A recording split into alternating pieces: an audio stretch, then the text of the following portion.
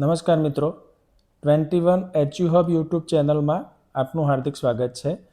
TAT પરીક્ષા અંતર્ગત શિક્ષણની ફિલોસોફીના 10 ગુણના MCQ પ્રશ્નોની સિરીઝના ત્રીજા ભાગમાં આજે આપણે આ તમામ પેટા મુદ્દાઓ અંતર્ગત પરીક્ષાલક્ષી ખૂબ જ અગત્યના 10 MCQ પ્રશ્નોની વાત કરીશું।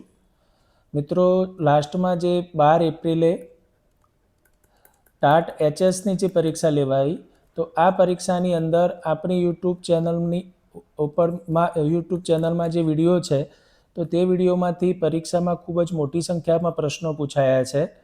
તો ટાટ S માટે પણ તમે આ તમામ વિડીયો એકવાર રિવિઝન માટે પણ જોઈ લેશો તો ટાટ Sની પરીક્ષામાં ઘણા ઉપયોગી પ્રશ્નો તમને એમાંથી પૂછી શકાય છે।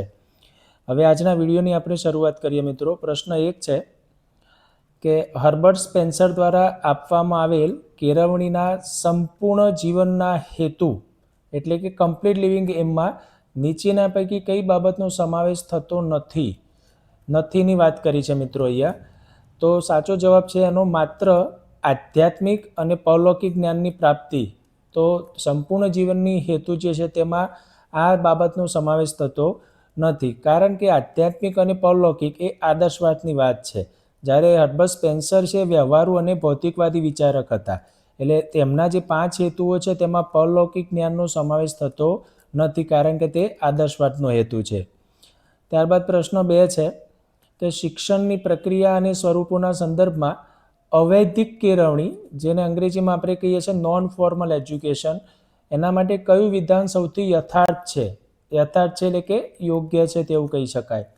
તો તેનો સાચો ઉત્તર થશે કે તેમાં ઔપચારિક શિક્ષણ જેવી જડતા નથી, એટલે કે ઔપચારિક શિક્ષણમાં જેમ 4 વર્ગખંડની અંદર ચોક્કસ સમયપત્રમાં જે કામ થતું હોય તેવું નથી, પરંતુ ચોક્કસ ધ્યેય, આયોજન અને સમયપત્રકની બાબતમાં લવચિકતા જોવા મળે છે। આ નોન ફોર્મલ એજ્યુકેશન એટલે મિત્રો અવૈધિક જે શિક્ષણ છે એ મોટાભાગે મુક્ત યુનિવર્સિટીઓ અને પ્રૌઢ શિક્ષણમાં જે આપવામાં આવતું હોય છે તે પ્રકારનું છે, અને તે ઔપચારિક એટલે કે ફોર્મલ એજ્યુકેશન અને અનૌપચારિક એટલે કે અનફોર્મલ એજ્યુકેશન વચ્ચેનો સેતુ છે। તો આવો પણ કોઈ પ્રશ્ન આપણને પૂછી શકાય છે કે ઔપચારિક અને અનૌપચારિક કેળવણી વચ્ચેના સેતુ અંતર્ગત કઈ શિક્ષણ પ્રક્રિયા અથવા તો શિક્ષણની પ્રક્રિયાનું કયું સ્વરૂપ જે છે તે ગણાય છે। તો અવૈધિક કેળવણી એ ઔપચારિક અને અનૌપચારિક કેળવણી વચ્ચેનો સેતુ ગણાય છે, જેમાં વ્યવસ્થિત આયોજન હોવા છતાં તેમાં પરિવર્તનશીલ કે ફ્લેક્સિબિલિટી જોવા મળે છે। ત્યારબાદ પ્રશ્ન 3 છે આદર્શવાદી વિચારધારા મુજબ બ્રહ્માંડ અને માનવ જીવનના અંતિમ સત્ય વિશે કયો શૈક્ષણિક ખ્યાલ સ્વીકારવામાં આવ્યો છે। તો તેનો સાચો જવાબ છે કે બ્રહ્માંડની રચના ઈશ્વરે કરી છે અને અંતિમ સત્ય આધ્યાત્મિક અથવા તો વિચાર છે એટલે કે આઈડિયા છે। તો આ બાબતને આદર્શવાદી વિચારધારા અંતર્ગત સ્વીકારવામાં આવી છે, તેમાં ભૌતિકવાદની કોઈ સ્થાન નથી। એટલે આદર્શવાદી જે વિચારકો છે પ્લેટો અને ફ્રોબલ વગેરે, તો તેમના મત મુજબ અંતિમ સત્તા આધ્યાત્મિક છે, એટલે કે સત્યમ, શિવમ અને સુંદરમ, અને આત્માનુભૂતિ કરવાની જે વાત છે અને એ કેળવણીનું પરમ લક્ષ્ય હોવું જોઈએ તેવું આદર્શવાદી વિચારકો માને છે। એટલે સત્યમ, શિવમ, સુંદરમ આ 3 શબ્દો જો કોઈ પ્રશ્નમાં આવી જાય તો આપણે સીધો જવાબ શું બની જશે? આદર્શવાદ બની જશે। ત્યારબાદ પ્રશ્ન 4 છે પ્રકૃતિવાદી શિક્ષણના પ્રણેતા રૂસોના મતે નિષેધાત્મક શિક્ષણ માટે નીચેનામાંથી કયો વાસ્તવિક અર્થ છે તેનો એટલે તેમના મતે નિષેધાત્મક શિક્ષણ એટલે શું? તો તેનો સાચો જવાબ છે મિત્રો કે બાળકને સદ્ગુણો કે સત્યનો સીધો ઉપદેશ આપવાને બદલે તેને દુર્ગુણો અને ભૂલોથી બચાવવા માટે મુક્ત વાતાવરણ પૂરું પાડવું જોઈએ। નિષેધાત્મક એટલે નેગેટિવ એજ્યુકેશનની વાત છે, પણ એ કયા સંદર્ભમાં અહીંયા વાત કરી છે કે બાળકને એવું મુક્ત વાતાવરણ પૂરું પાડવું કે તેમાં તે પોતે ભૂલો જે કરે છે તો એ ભૂલોને જાતે સુધારી શકે। એટલે રૂસોના મતે જો આપણે વાત કરીએ તો નિષેધાત્મક શિક્ષણ એટલે જબરજસ્તીથી અપાતું પુસ્તકના જ્ઞાનને અટકાવવાનું અને બાળકને પ્રકૃતિના ખોળે સ્વાનુભવથી શીખવા દેવાની વાત છે, એટલે સેલ્ફ એક્સપિરિયન્સ દ્વારા। પ્રશ્ન 5 છે કે જ્હોન ડ્યુઈ પ્રેરિત વ્યવહારવાદી જે વિચારધારા છે તો તેના અનુસાર મૂલ્યો અને સત્યનું નિર્માણ કેવી રીતે થાય છે? તો સાચો જવાબ છે કે વ્યવહાર અનુસાર સત્ય અને મૂલ્યો અગાઉથી નક્કી હોતા નથી, પરંતુ માનવીના અનુભવો, પરિસ્થિતિ અને સામાજિક ઉપયોગિતાના આધારે તે સતત બદલાતા રહે છે. ખૂબ જ અગત્યનો આઈએમપી પ્રશ્ન કહી શકાય મિત્રો, કારણ કે અહીંયા સત્યની વાત આવે એટલે મોટાભાગે આપણે તેના આદર્શવાદ સમજીએ છીએ, પણ અહીંયા સત્ય અને મૂલ્ય જે છે કેવા છે, અનુભવ પરિસ્થિતિ અનુસાર સતત કેવા રહે છે, બદલાતા રહે છે. વ્યવહારવાદને બીજા શબ્દોમાં મિત્રો ઉપયોગિતાવાદ પણ કહેવામાં આવે છે, અને તેના પર આધારિત છે કે જે વસ્તુ વર્તમાનમાં કે વ્યવહારમાં ઉપયોગી છે તે જ સાચી છે. સત્ય એ કોઈ સ્થિર બાબત નથી, પણ શું છે, એક પ્રક્રિયા છે. એટલે વર્તમાનમાં જે સત્ય છે એ વ્યવહારવાદ જે છે તેને સત્ય માને છે. પ્રશ્ન 6 છે, બાળકનું કુટુંબ, મિત્રવર્તુળ, સમાજ, રમતનું મેદાન અને સમૂહ માધ્યમો દ્વારા અપાતી કેળવણી મુખ્યત્વે કયા પ્રકારની કેળવણી ગણાય છે? તો અનૌપચારિક કેળવણી એટલે ઇનફોર્મલ એજ્યુકેશન કહેવામાં આવે છે, જે મોટાભાગે સહજ, સ્વાભાવિક અને આયોજન મુક્ત પ્રક્રિયા છે કે જે બાળક જીવન પર્યંત પોતાના વાતાવરણમાંથી અજાણતા પણ શીખતો રહે છે. પ્રશ્ન 7 છે મિત્રો, કેળવણીના ઉગ્ર સામાજિક હેતુ એટલે એક્સ્ટ્રીમ સોશિયલ એમની મુખ્ય મર્યાદા કે ભયસ્થાન કયું છે? ખૂબ જ અગત્યનો પ્રશ્ન છે આ.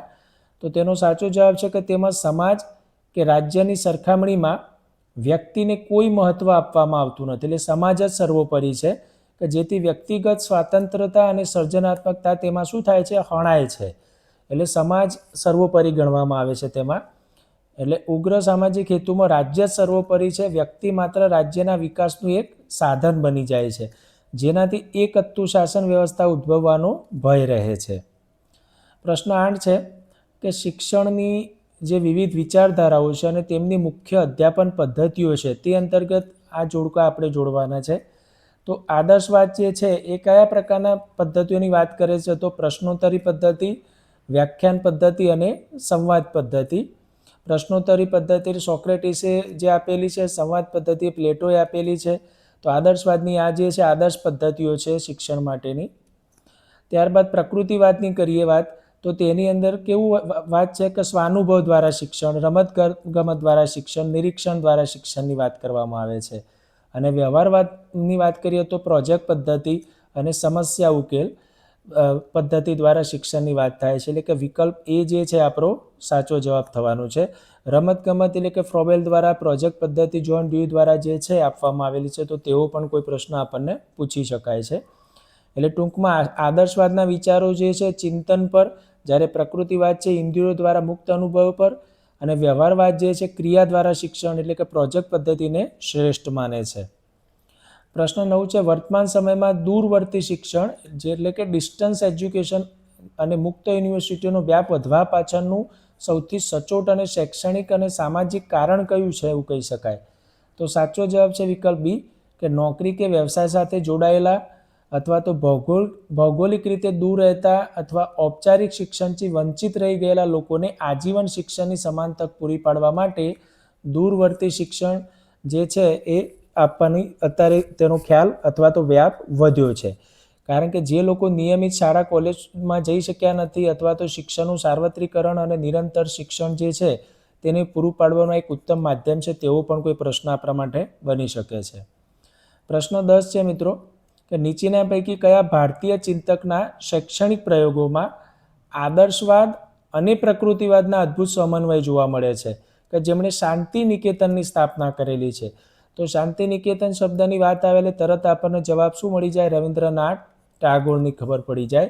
અને તેઓએ આદર્શવાદ અને પ્રકૃતિવાદના સમન્વયથી શૈક્ષણિક પ્રયોગો ઉપર ભાર મૂકેલો છે.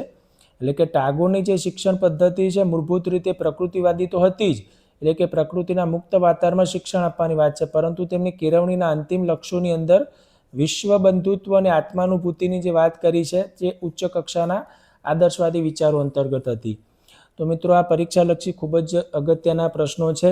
આવા જ અગત્યના પ્રશ્નો સાથે આપણે ફરીથી મળીશું. આભાર.